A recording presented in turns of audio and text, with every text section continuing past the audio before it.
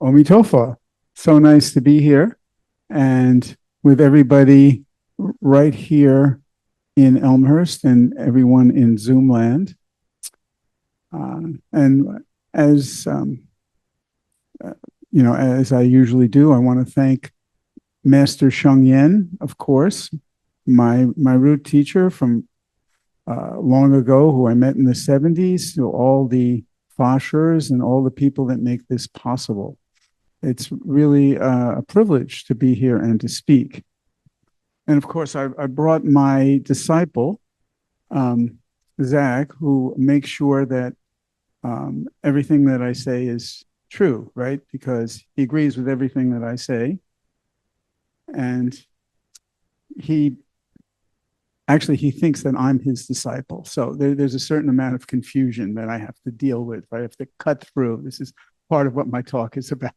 So you'll come up from time to time. Sure. Okay. So here we are. And I'm continuing my talks about Lojong, and I'm now on the fourth section of Lojong, which I'll get into in a while. Now, I started this is actually my fifth talk here, and I started with the idea that I would cover the 7 points of the training kind of in each session. And what I found is it's just too much. Yeah, I just was cramming too much in. So I'm going to go much more slowly today, because today's 2 slogans, that's the whole point, actually each one has 5 components. And I think they're very important. They're critical, essential.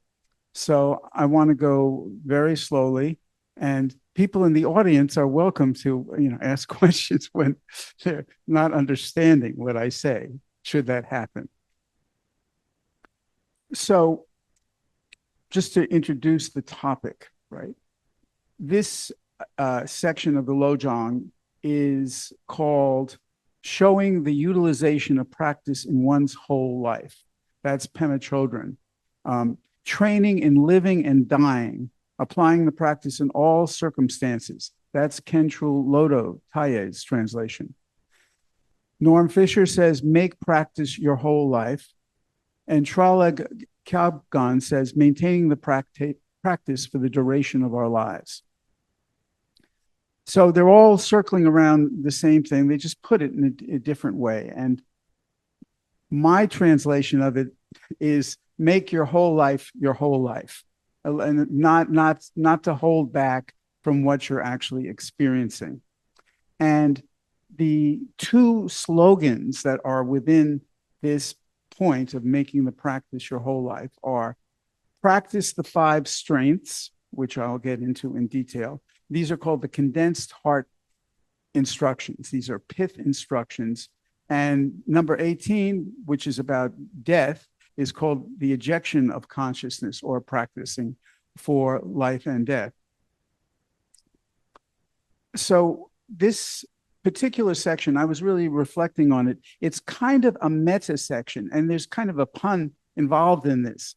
There's meta, M-E-T-A in English, which means it's a teaching these particular slogans sort of above, like a framework of everything we're doing. And it's also very much meta, loving kindness, because all of Lojong is about compassion. And Norm Fisher's book is called Training in Compassion. And that's what attracted me to reading about this and studying it, as I said in my talks before. I'm not trying to subvert Chan teaching. I'm trying to supplement and augment them in a way that's I found helpful, and I'm hoping that people will also find it hopeful. So there's some overarching concerns that I want to mention, which I think inform what I'm talking about. The first one, which is something I've reflected on, is this issue of learning about the Dharma, learning teachings, and not going any further than a conceptual knowledge of what you're learning. So you're really kind of living in your head. And we can't get away from concepts. That's how things are going to be imparted. And, we know the teachings of Bodhidharma, where he talked about Chan as being outside the scriptures, beyond words and phrases, that points to the mind and shows the nature. And that's often misunderstood as like dispensing entirely with concepts, which we don't want to do. But we also don't want to just live in the conceptual world. So there's a story that's attributed to Franklin Roosevelt.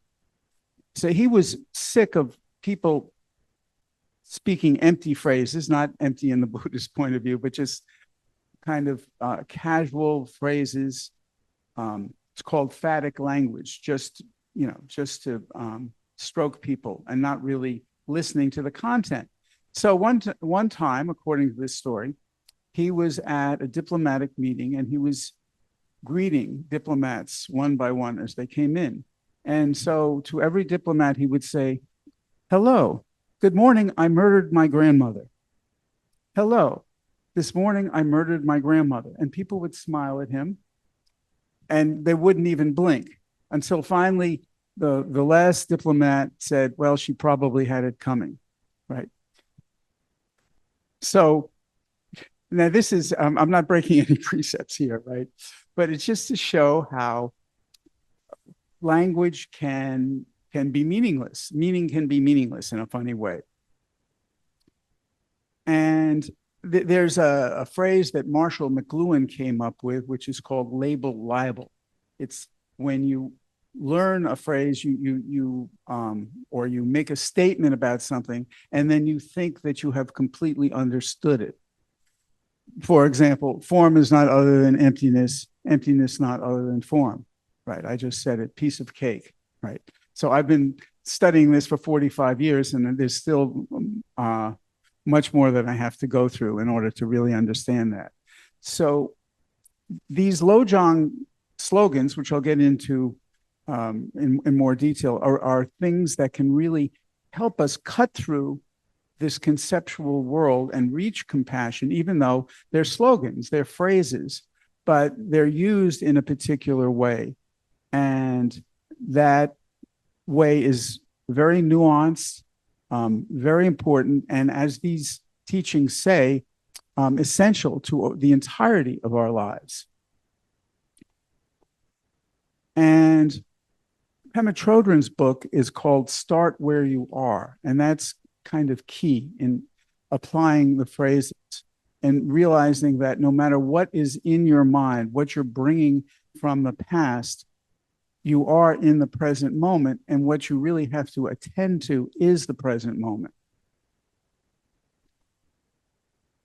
So what we'll see is the second issue. So I said the first issue is being caught in words and phrases and not taking them to heart.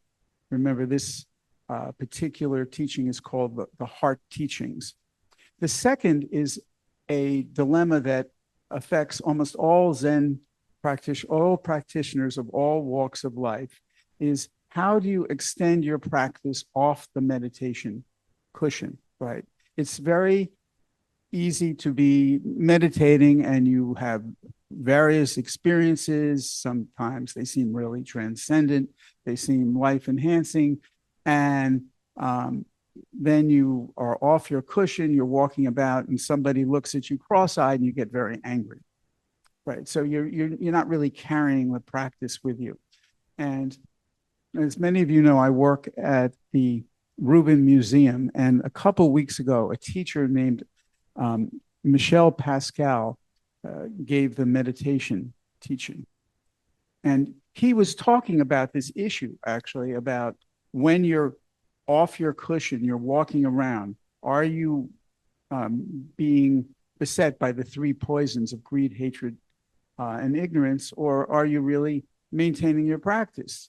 And he said, if you're doing that, you're not practicing meditation, you're practicing blah-blahtation. I love that phrase, blah-blahtation. So, I listened to that, and once again, taking that to heart.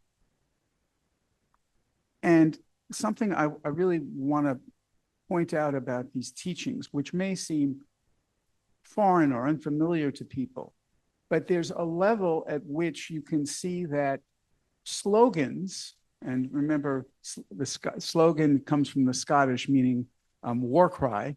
Actually, that's the derivation of the English word. But we're, whether we're practitioners or not, we're kind of filled with slogans all the time. Like, well, there's the golden rule, of course, right? People know that.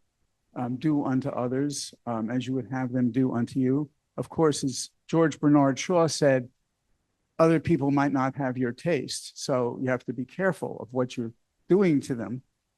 The Buddhist rendition of that is don't do to other people what you wouldn't want done to yourself, and that's a lot safer. But then there are phrases like, what's in it for me? Or every man for themselves, or sour grapes, right? It wasn't worth going to that show, reading that book, or talking to the person because it didn't work out. So I decided it was just pointless. Right? So that's where these kind of slogans, these very everyday understandings are operative in our minds all the time. Now, when we come to talking about the Dharma with these slogans, many of us who've been in really difficult situations and have been practitioners can bring up in memory times when we had some kind of a really difficult time, an accident or news of someone who got sick or someone who's died. And then something that Shifu said, or one of the senior monks said, will come to mind. And it will be very meaningful. It's not really just a slogan, it's more a direction. So since these slogans that I'm talking about today, the two slogans, which are really divided each one into five, are about life and death. So this is an apropos story, 2001. So my wife, Susan, had ALS, and her diagnosis was in 1999. And she was dying. She was sick for 2 years. And in 2001, I went with her to Dharma Drum Retreat Center and met with Shifu and Guoya and Fasher. And Shifu was very open, welcoming, compassionate to both of us. I had to bring all of the equipment to clean out her lungs and to help her breathe. You know, I felt like I was traveling, you know, with a submarine when I would travel like that. And one of the things that Shifu said, with a straightforward mind, which is something that Shifu really exemplified, was sickness is a great teacher, right? Rather than say sickness is bad, horrible, I mean, which how we can often react to it, or that it's good, which wouldn't make sense in most situations. Oh, you got cancer, how wonderful. No, we don't do that.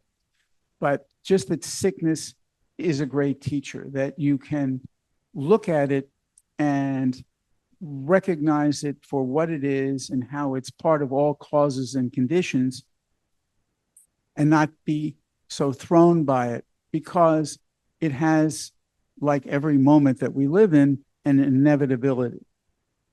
And so that's where I want to just share a section from Dogen Zenji, from his Shobo Genzo, you know, which is the talks on the true way, and or the I, right? The Bendoa's talks on the true way.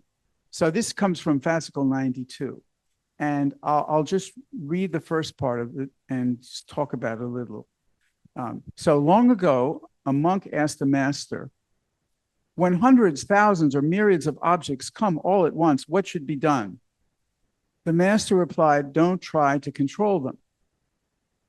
So when you hear this, it sounds very abstract. I mean, really, you don't know what he's talking about. But if you consider these thousands of or myriads of objects coming all at once, that is what our life is. Our life is a collection and a continuation of a variety of causes and conditions. Everything that's happening right now, wherever you are, is a product of causes and conditions. And your reactions, your reception of these causes and conditions, and your reactions to them are also causes and conditions.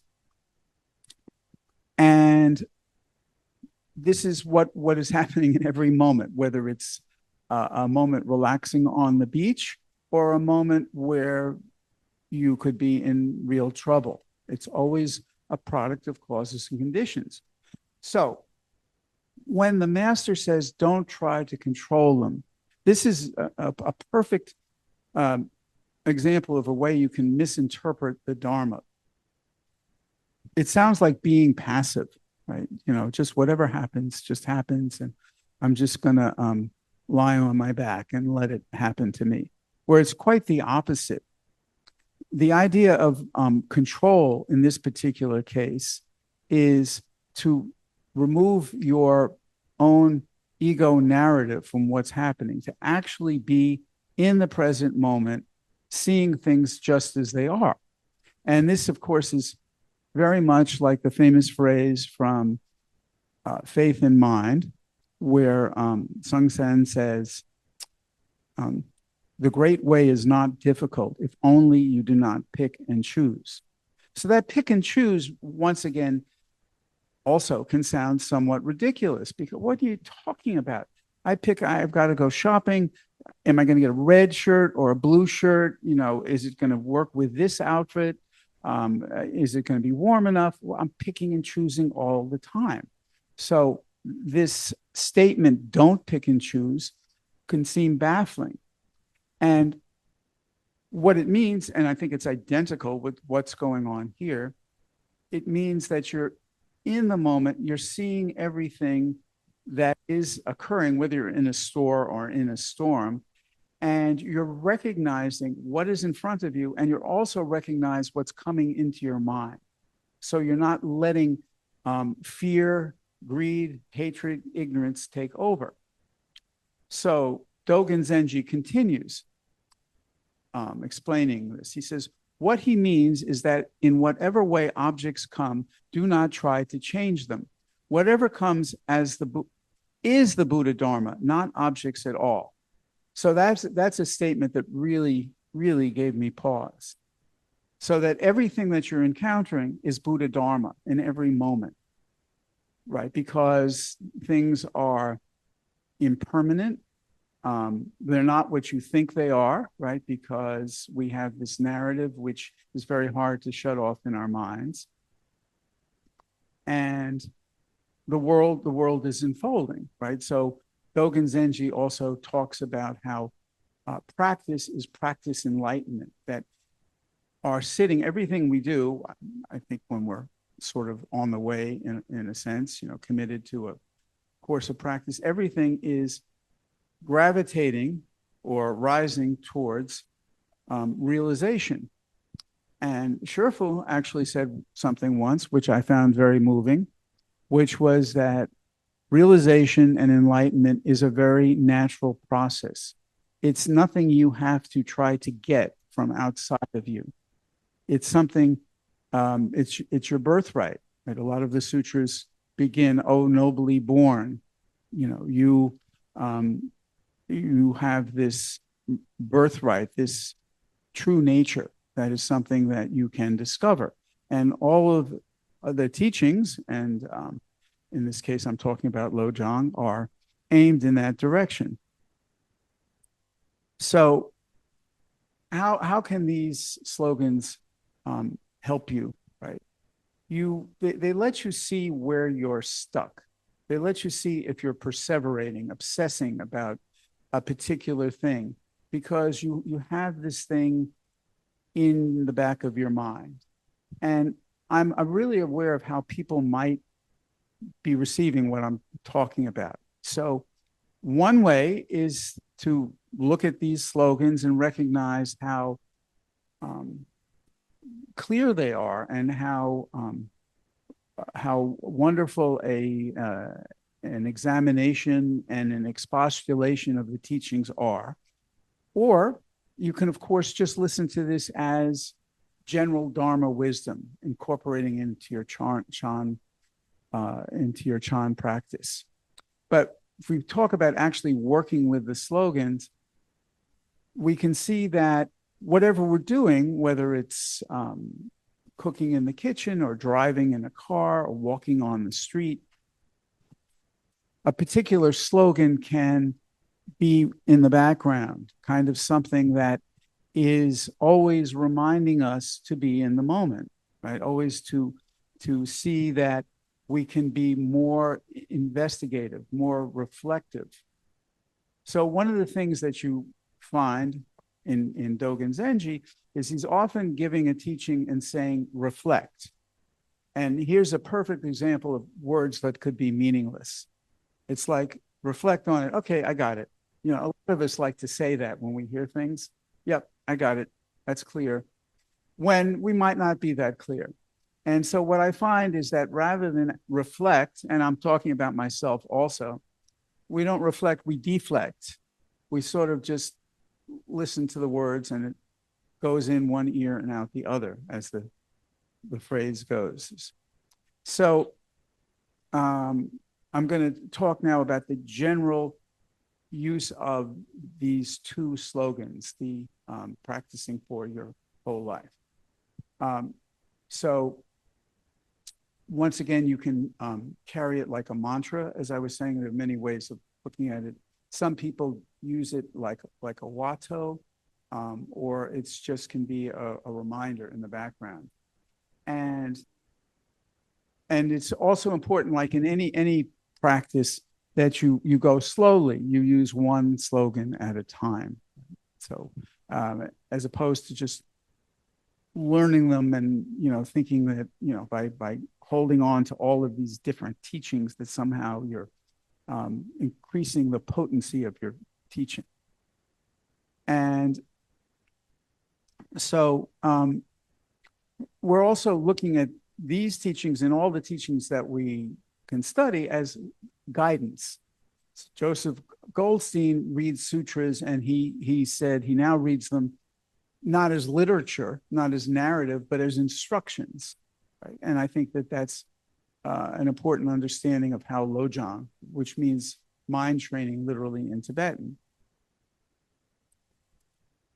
So you can pick one of them and just see how it goes. Try it for a certain amount of time. And go through the observation process and really going through a way of evaluating how is it working in your life and becoming more aware of these spaces where, oh, I'm really very comfortable in this situation, but now when I talk to this particular person, or I go to this particular place, or I hear this particular piece of news, I'm really uncomfortable. And then maybe getting some insight into what it is that's truly making you uncomfortable. And this is something that all the slogans remind us of, is that you can always look at the compassionate component. Are you having compassion for yourself? Are you having compassion for others? Are you understanding the absolute bodhicitta, which is kind of the knowledge of, the experience of the being with emptiness itself, of non-duality, and the relative bodhicitta, which is mostly what Lojong is about. And relative bodhicitta is about the aspiration for realization and the awareness and connection to other people so that you can help them with their aspirations. And this is really contained in Chan teachings. Now, we practitioners are always saying, sometimes on a daily basis, always in retreats, the 4 great vows. I vow to deliver innumerable sentient beings. I vow to cut off endless vexations. I vow to master limitless approaches to Dharma, and I vow to attain supreme Buddhahood. So you can look at those as a combination of relative and absolute bodhicitta. So the first three are really relative. Saving all sentient beings is your awareness is reaching out. Hello, there are other people in the world beside me. I didn't know that. Well, now I'm sort of opening up a little bit. And wow, there are things that are holding me back, my vexations, my ignorance, my three poisons, and there are things that are holding other people back. So that's perhaps I have an aspiration to be of help to them in some way, however I can. And then, of course, learning, mastering approaches to Dharma, making sure that what I say is understandable and relevant to someone in their particular situation, of course, and that's where expedient means comes in, where you have the level of awareness where you can talk to someone and really see how you can connect with them and not speak to just to hear yourself talk, which is very easy to do. So, and then the last of the four great vows, the vow to attain supreme Buddhahood, well, that's absolute bodhicitta.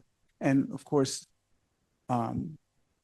inferred and in the teachings is that absolute and relative bodhicitta are inseparable and ultimately one and the same thing. It's hard for us ordinary sentient beings to see, that's for sure. So these things can really be very pragmatic. And so if we look at now, let me just go over the five strengths. And as I said, I'm going to get as far as time allows in this talk. And I don't think I'll get through all of them, and I'll continue next time. But I just want to list them, and then we'll go through them a little more deeply. Right? So the five strengths are strong determination. That's the first one. And the second one is familiarization or habituation. I'm going to define what these means. The third is seeds of virtue. The fourth is reproach. And the fifth is aspiration. And what I want to point out about these particular teachings and all of those repeat for practicing for death, right? And I'll talk about that at greater length also. But these are really holistic teachings that I think would be applicable to anyone practicing any form of almost anything, actually, because it's really looking at your commitment, your attitude, your conduct, what you're holding in your mind, what you think you're doing on a kind of more general level. So these slogans are, as I said, at this meta level, like looking at the way that you're practicing.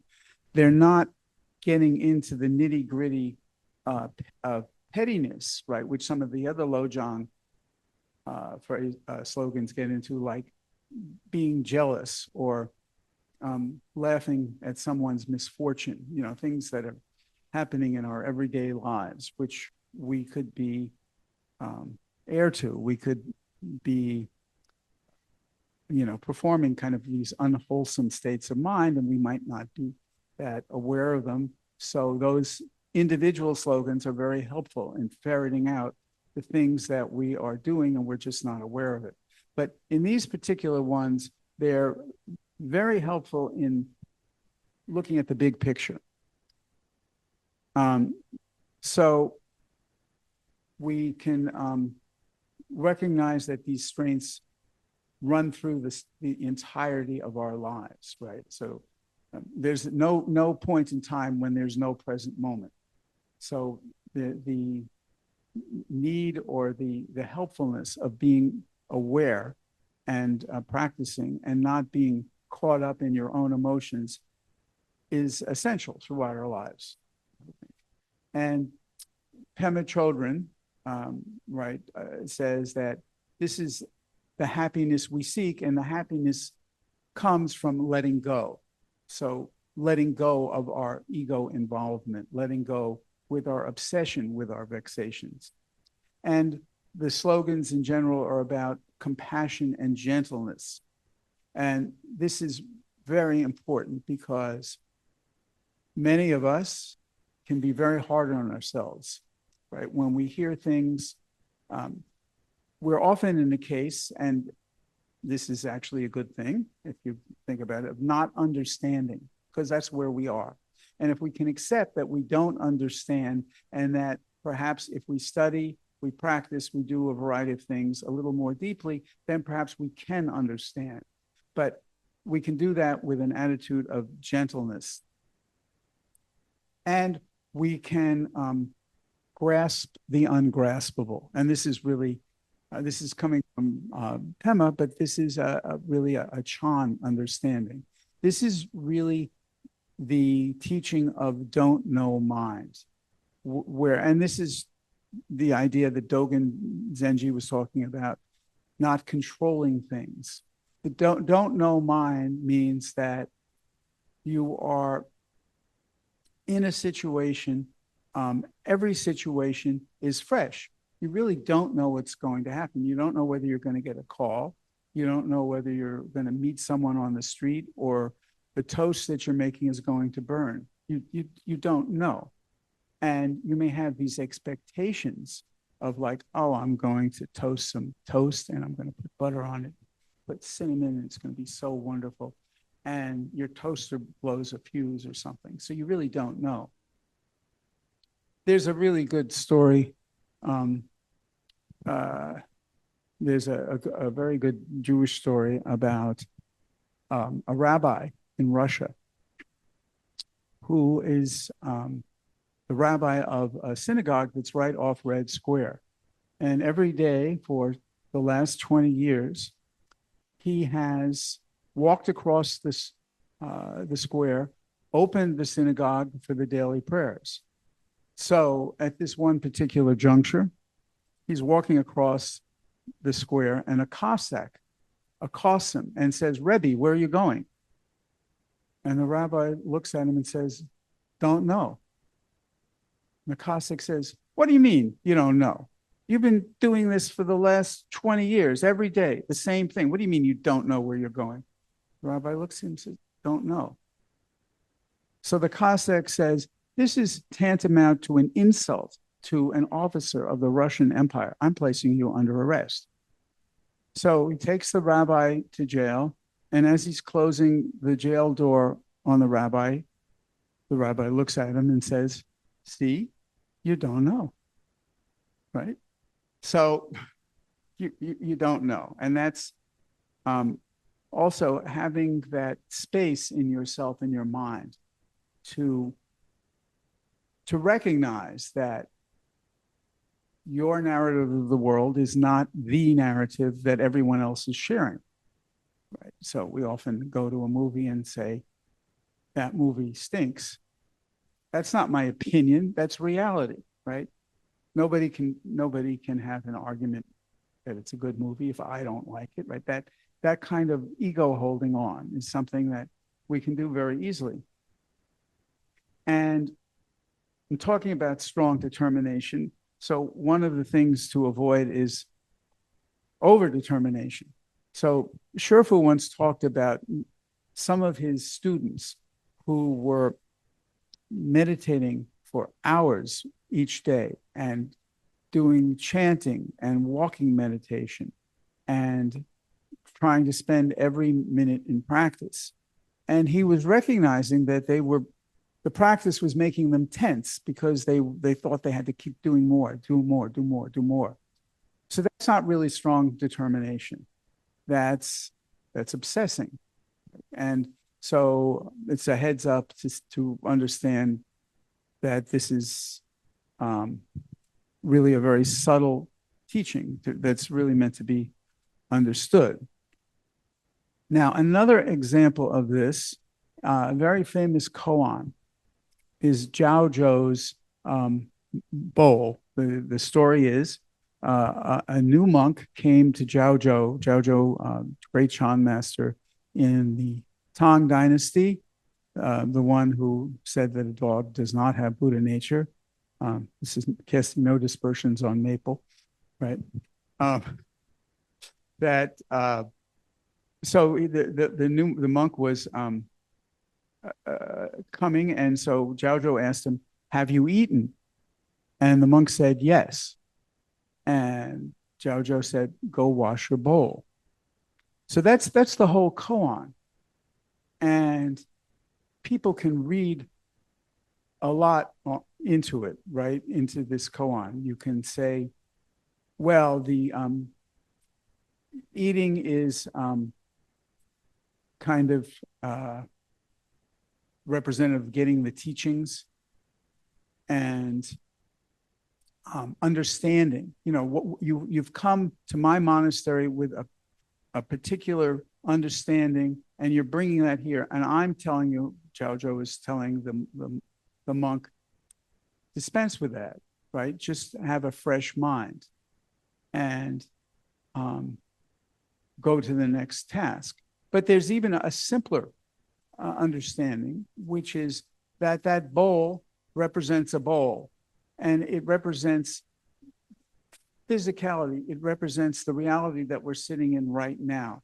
So it's not that we have to think about the bowl itself.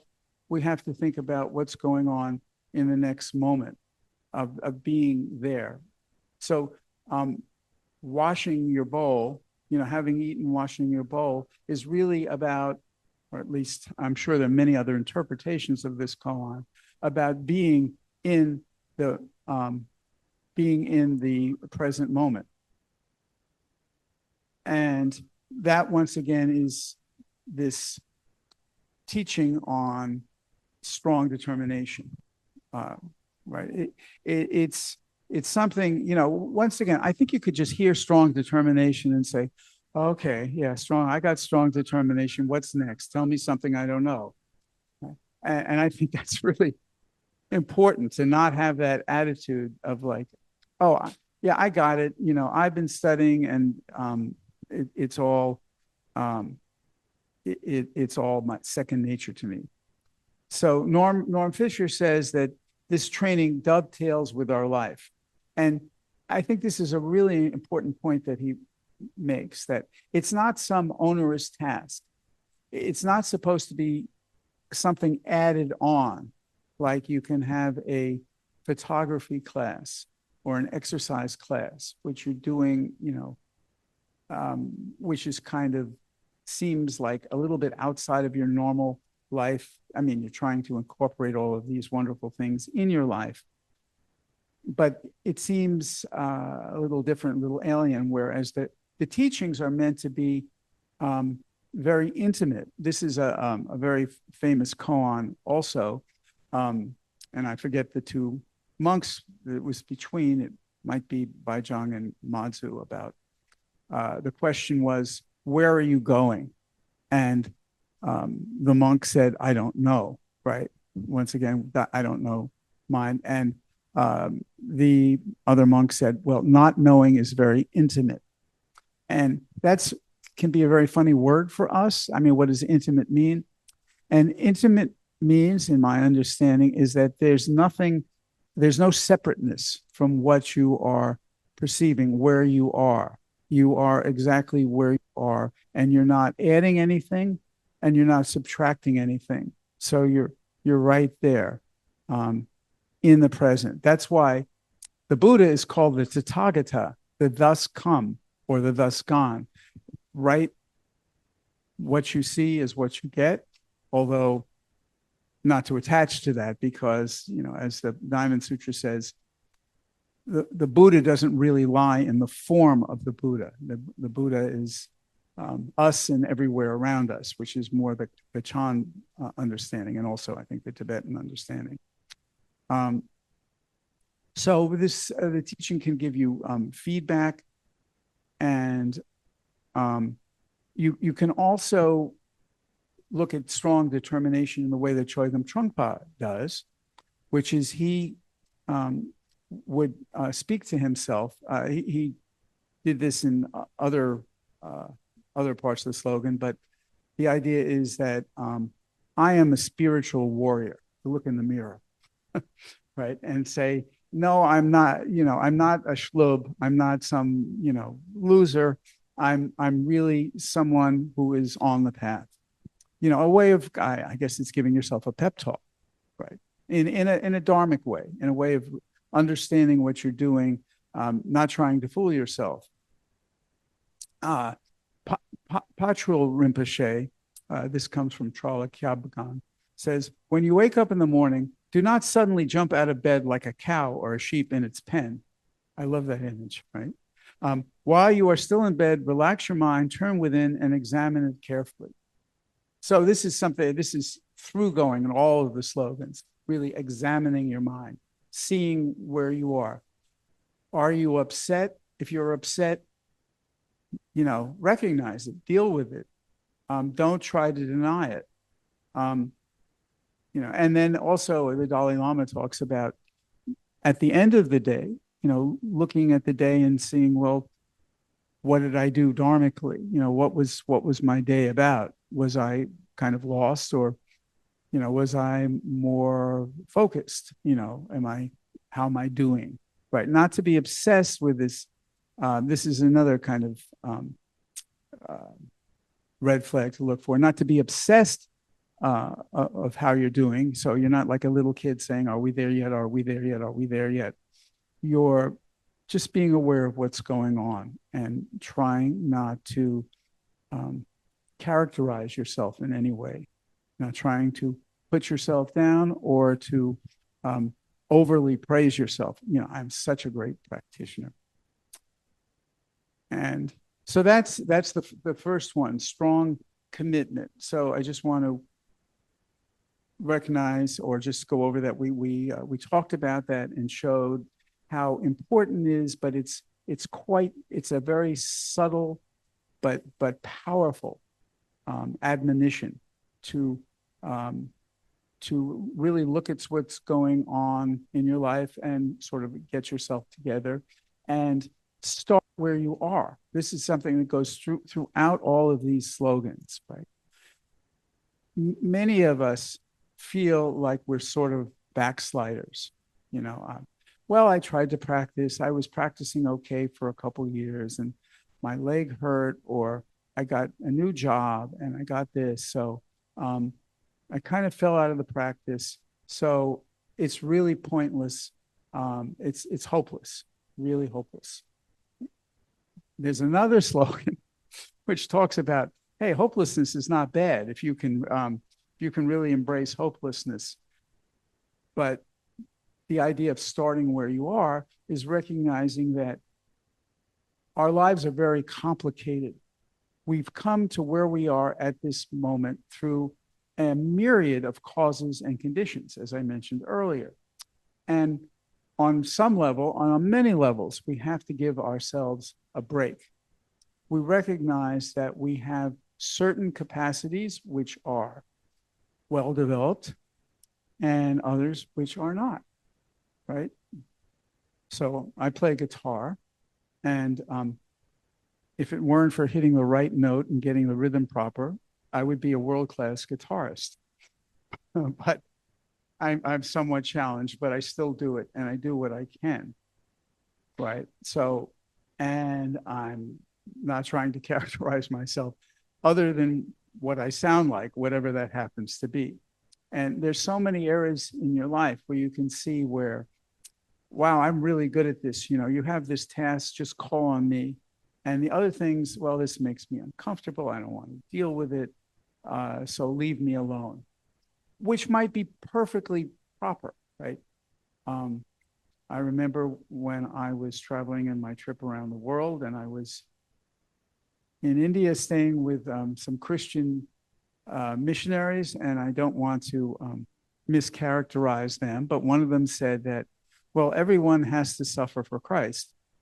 And I thought, of course, in Buddhism, we're trying to not suffer. We're trying to be with things. And I thought, wow, if you really wanted to suffer and you wanted to get your piano tuned, find someone who's tone deaf, right? You could really initiate some real suffering there. But we don't want suffering that's pointless, right? We want, it's really engaging with the world. I use this quote a lot, and I'll say it again, like from Pueblo Young. What we want to do is make deep connections, not deep attachments. And making deep attachments means getting caught up in the stuff that I'm talking about. When you're attached, then you're not your true self. You're a self that you think you should be, or a self that you think you shouldn't be, or you're a self that you think other people think you should be. We're always dancing along all of these dynamics of what we hear, like in that Jimi Hendrix song.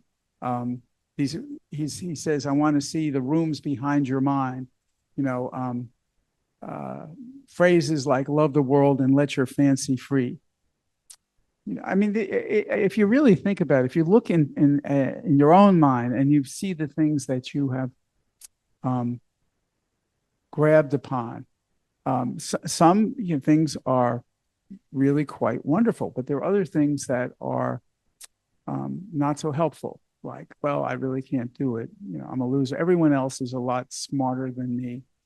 Or, I'm a lot smarter than everyone else. So then if with that kind of attitude, you're going to miss a lot and you're going to turn a lot of people off. So just really recognizing what's jingling in your mind is really, really important.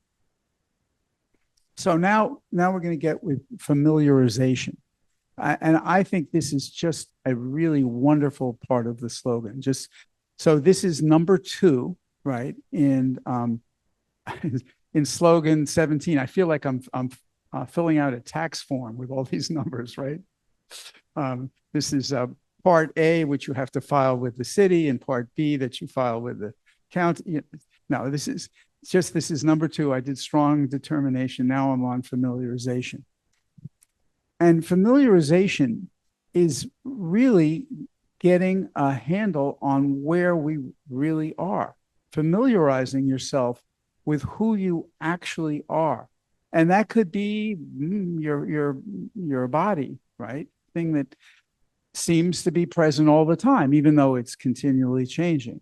Could be with your attitude. Do you feel about things? Like, are you really, really looking closely at what's going on? It's kind of as a continuation of what I was talking about, strong determination. But with familiarization, you're increasing the amount of introspection. You're increasing the amount of reflection. So Lojong is a method, and you can work with it, and until it dissolves and you don't have a method. And in a lot of Chan teaching, we always talk about how when you're practicing well, using a particular method, at some point, the method may simply disappear.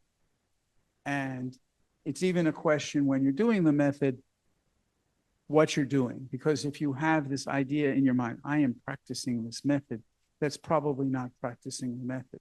So it's alerting you to these things that we can get hung up on.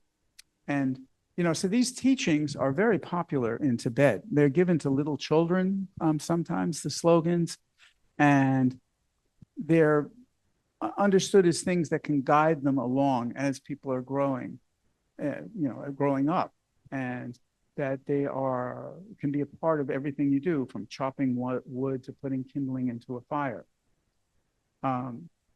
And you recognize that they're a help. They're not the solution. The only real solution is you, right? Is your practice. That's the only thing that's going to solve everything that can be solvable, is your being who you are. Like Linji says, being a true person, or as Dogen Zenji says, an original person. Really coming to this point where you've let go of the things that have been hampering you. So just to show how you might use this. So let's say you're filling out paperwork for a car loan, and you're using a particular slogan, and you're wondering, I don't know, why am I waiting on this line? I could have been waiting on that line. Why am I even waiting on a line? I could be doing this online. I could be home.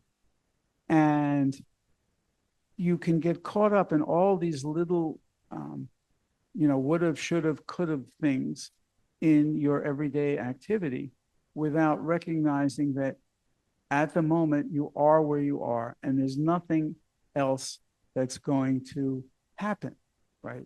Another one of my favorite Jewish expressions is you have to stand with your mouth open for a very long time before a roast chicken flies in, right? And, if we want to make a vegetarian twist on it, you have to stand with your mouth open for a very long time before some braised tofu flies in. And of course, tofu doesn't really fly. You heard it here first. So,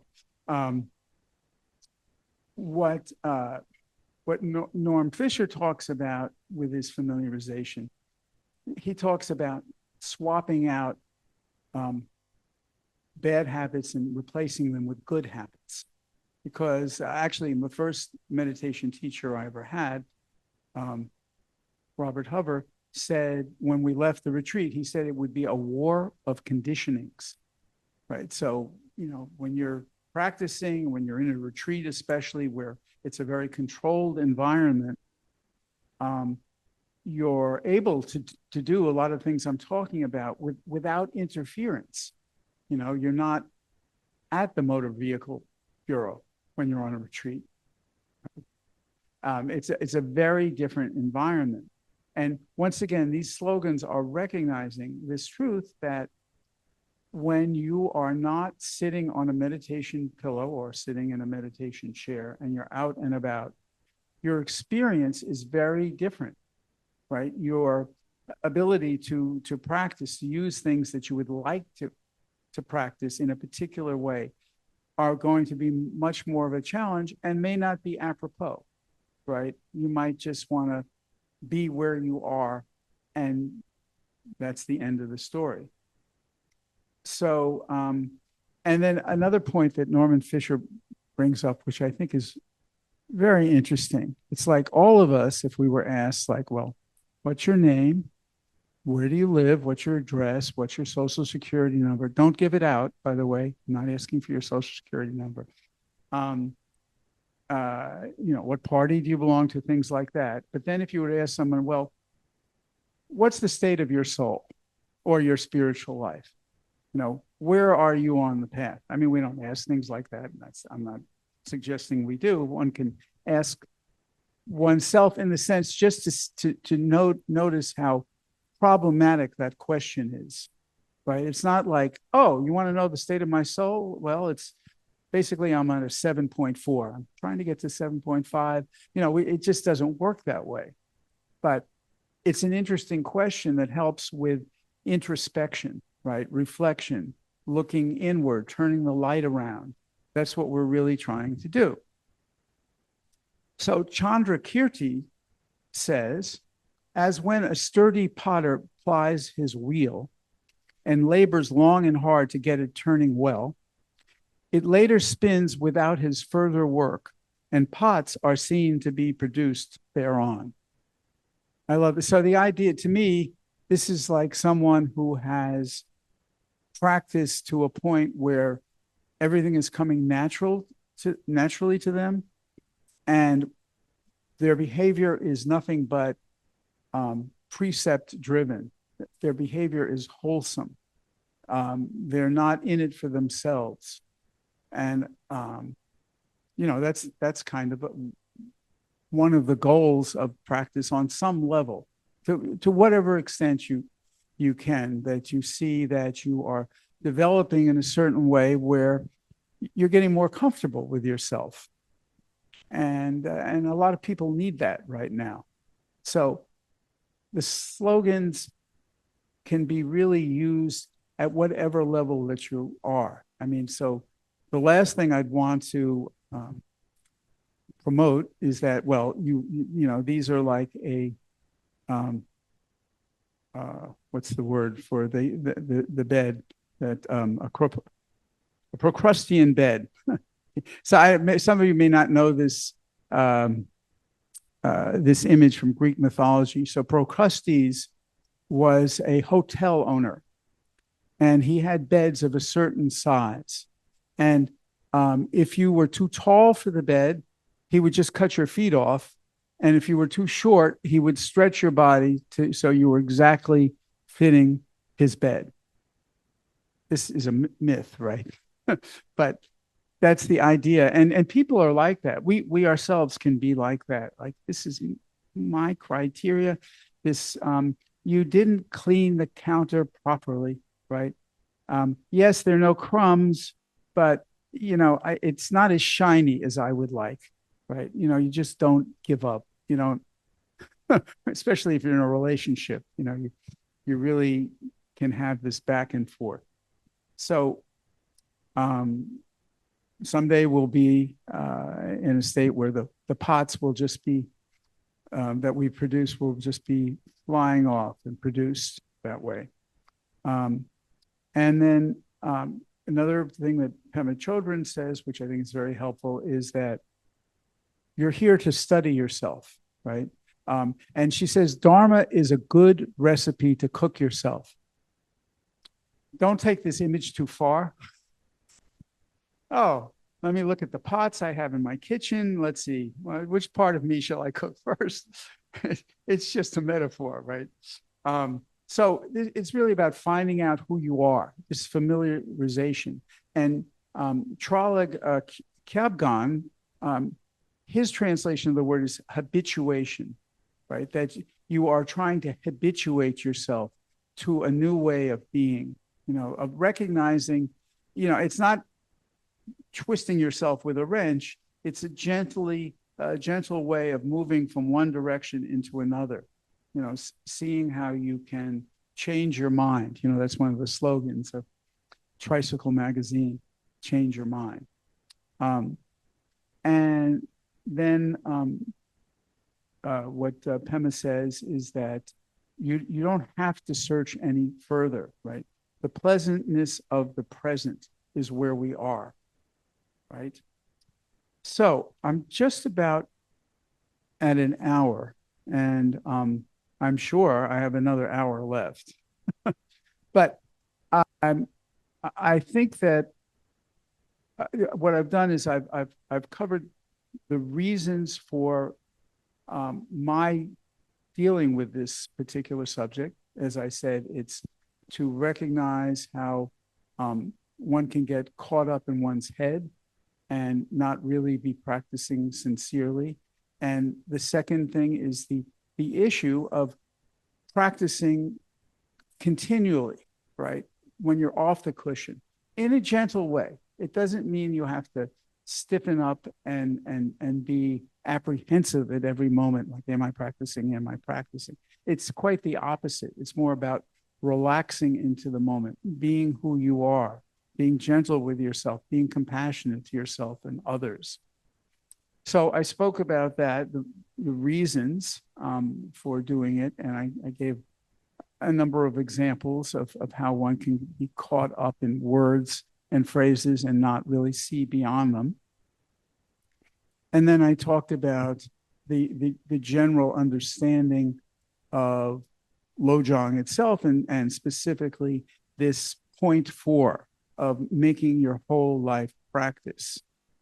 And I got through some very important points, which is basically the strong determination and familiarization or habituation. And all of these points, and I'll probably get to it a lot more next time, but I want to point out that these are also meant to be understood as practicing for death. And Norm Fisher makes this point, which I think is very important, is that when you see someone in hospice, you say, oh, they're in hospice, they're dying. He says, they're not dying. They're alive. We're dying, right? Everybody is dying. We're all changing. We're all heading in that path. And Dogen Zenji would certainly say this, when you're dead, you're dead. When you're alive, you're alive. And of course, maybe there's no difference on a certain level. But what this really reinforces is the seriousness of this practice. It's not about just making us feel good, right? Although I'm all for feeling good. But it's also about sobering us up about the condition, about where we're headed. I know Dag Hammarskjöld used to say, when I was a young man, death was just one of the ones in the crowd, and now death sits at the dinner table. Right, I just felt it getting closer.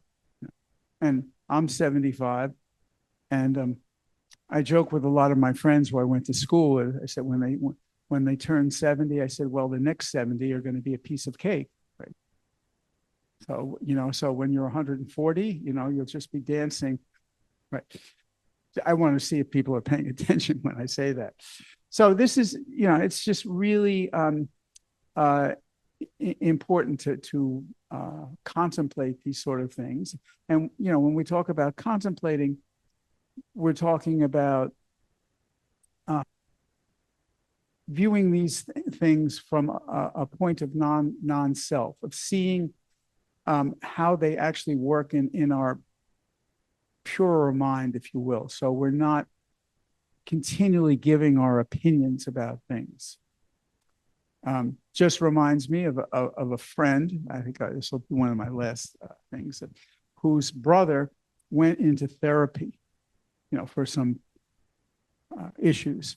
And so when his mother found out about it, she said, I want to talk to the therapist, and I want to give my side of the story. So this is not a therapeutic kind of mode, right? And that anecdote is really something we do with ourselves, where we really, things come up in our minds, and no, that's not, that was okay. I robbed a bank, but they didn't need the money. Whatever kind of weird rationalization we can come up with. And that one was a pretty gross rationalization, but they can be much, much, much subtler, right? And this is the task before us. So, and now we have plenty of time for questions, for becoming our true selves. So I want to thank everyone, and I want to transfer the merit now. So we pray for the flourishing of Buddha Dharma, for peace in the world, for the joy and contentment of all people, for the freedom and ease of body and mind. May sentient beings depart from suffering. May the vows of the donors be fulfilled. Omitofo. So, Hi, Terry. Appreciate your talk. Thank you. sure. Anything, did it come across clearly? Anything, does it seem very Chan oriented to you? Yes. Oh, good. I'm always trying to promote right view, right? Yes. Oh, Audrey. Yeah. I'm curious about, in a Chan perspective, how would you talk about reproach? Reproach. Reproach in a Chan perspective. Okay, well that's later on, but I'm happy to talk about that. Sure. Cool. All right. Yeah, oh, absolutely. It's not actually, there was one comment one of these masters made, thought was very good, actually, which I neglected to say about familiarization, is one of the key parts of it is repetition. Right. They make this point that if you go to the gym and lift weights, you don't say, well, I lifted weights. That's it. It's not coming back here again. You have to keep doing it, right? So reproach is the fourth of these 5 strengths. And, well, from a Chan perspective, you're what I turn to for a Chan perspective is the precepts. So approach is really looking at how well you are upholding the precepts of, making vows. A lot of what's involved in all of the things I meant, strong determination, familiarization, is making vows, recommitting to your vows. And that goes throughout. So a reproach is this gentle way of noting that perhaps you haven't been the person that you want to be. And of course, this is really combined very carefully with being gentle with yourself, because so many of us have issues with our inner critic or our inner tyrant, right? So that we're so down on ourselves that we really can be, we really can be stuck in depression, sometimes clinical depression. So reproach is a way of saying, well, I really want to move forward. And this is another thing that Chogyam Trungpa uses. Let's say you're recognizing selfishness, right? So one reproach thing, and this is not Chan, so I'm not exactly answering your question, but I think it works, is that you say, selfishness, I've had it with you. I mean, you've been dogging me my whole life. You've been ruining everything I touch. You've been making me miserable. Get out of here. I don't want to have you anymore, right? I mean, it's not like it's going to go like that, but once again, you're bringing this into your awareness, and I think that's really important. So you're having a much clearer sight, and all of the 5 strengths are sort of moving. Each one is like moving the envelope or the chip or something just a little bit forward, and you're recognizing that you can go a step backwards, right? That's what they always say about spiritual practice: 2 steps forward, 1 step back, sometimes 3 steps back, unfortunately, right? It doesn't work the way that we want.